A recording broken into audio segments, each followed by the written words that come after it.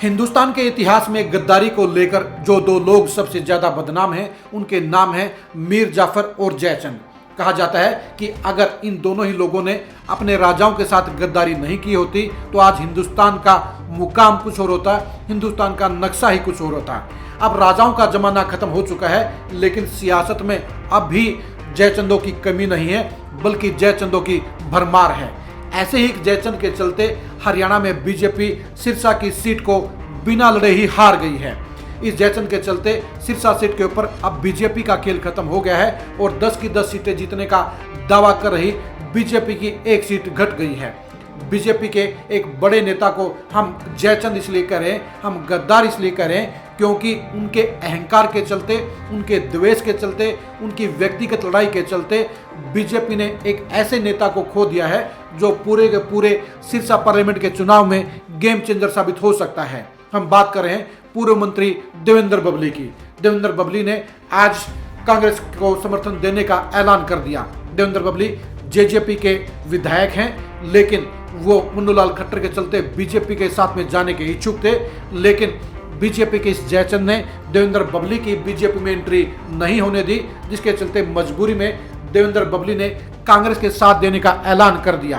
कांग्रेस के साथ जाने के चलते अब सिरसा सीट के ऊपर कांग्रेस के प्रत्याशी कुमारी सैलजा का रास्ता साफ हो गया है और उनकी बड़ी जीत के मजबूत दावे हो गए हैं। अब इस बात की चर्चा नहीं है कि सिरसा में कौन जीतेगा कौन हारेगा, बल्कि चर्चा इस बात की हो गई है कि सिरसा में कुमारी सैलजा कितने वोटों से जीतेंगी। अभी तक बीजेपी के प्रत्याशी अशोक तंवर को दौड़ से बाहर नहीं माना जा रहा था, क्योंकि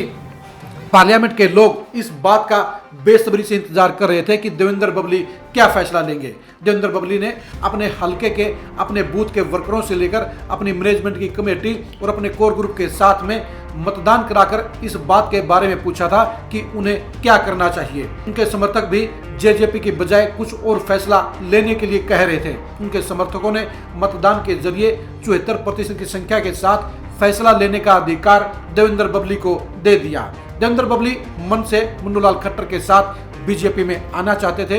बीजेपी के लिए लंबा काम करना चाहते थे, लेकिन बीजेपी के एक बड़े नेता ने ही उनका रास्ता रोक दिया, उनके रास्ते में रोड़ा बन गए और उनकी एंट्री बीजेपी में नहीं होने दी। इन नेताजी को बबली के साथ खुंदक है, व्यक्तिगत दुश्मनी है और सियासी तौर पर वो देवेंद्र बबली से खुंदक खाते हैं। यही वजह है कि उन्होंने हाईकमान के पास गलत रिपोर्ट भेजने का काम किया। उन्होंने देवेंद्र बबली के खिलाफ में पार्टी हाईकमान में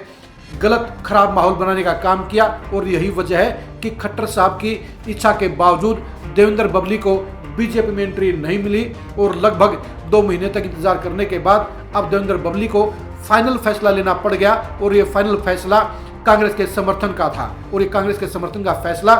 पूरे के पूरे सिरसा पार्लियामेंट के चुनाव के माहौल को बदलने का काम कर गया है।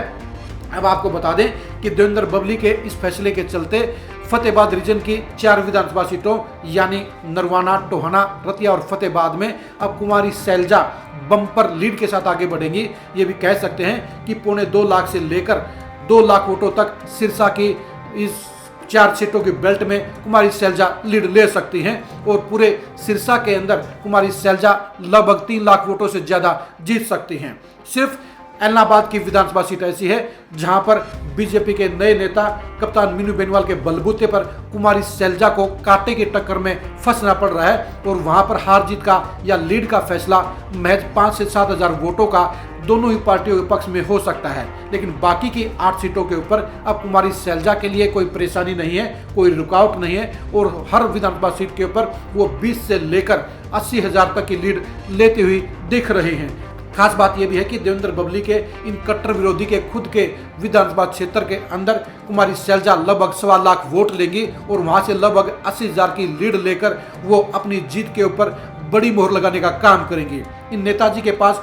खुद के पल्ले तो सिर्फ 5 से 10 हजार वोट ही बचे हैं, लेकिन वो बीजेपी के ठेकेदार बन गए हैं और बीजेपी से मिली हुई बड़ी मेहरबानियों के बीच में वो पार्टी के साथ गद्दारी करने का काम कर गए हैं। क्योंकि अगर देवेंद्र बबली की अगर बीजेपी में एंट्री हो जाती तो वहां पर फतेहाबाद की बेल्ट के अंदर अब कांग्रेस प्रत्याशी कुमारी शैलजा के लिए ये 2.25 लाख की लीड को वो आधे से कम कर देते और अपने हलके में तो देवेंद्र बबली कुमारी शैलजा की लीड को या तो खत्म कर देते या महज 2-4 हजार की लीड कुमारी शैलजा ले पाती। लेकिन बीजेपी के इस गद्दार ने देवेंद्र बबली को बीजेपी में शामिल नहीं होने दिया, जिसके चलते देवेंद्र बबली को मजबूरी में कांग्रेस का समर्थन करना पड़ा और ये समर्थन कांग्रेस को बम्पर फायदा देने का काम कर गया है और बीजेपी की एक सीट का काम तमाम कर गया है। ये नेताजी अब बीजेपी के लिए भस्मासुर बन गए हैं और बीजेपी के लिए ये बोझ बन गए हैं, क्योंकि गद्दारी के चलते उन्होंने अपनी पार्टी की एक ऐसी सीट को कम कर दिया है जहां पर बीजेपी अगर देवेंद्र बबली को साथ लेकर, अगर रामनिवास सुरजाखेड़ा को साथ लेकर और दूड़ाराम, कप्तान मीनू बेनीवाल और गोपाल कांडा की